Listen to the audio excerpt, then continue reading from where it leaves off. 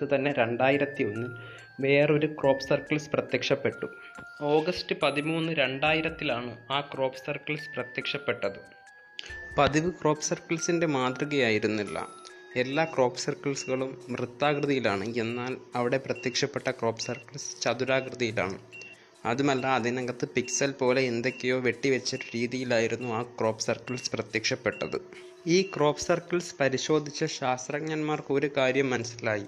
ഈ ക്രോപ്പ് സർക്കിളിന് അരിസിബോ മെസ്സേജ് എന്ന റേഡിയോ സിഗ്നലുമായി ബന്ധമുണ്ടെന്ന്.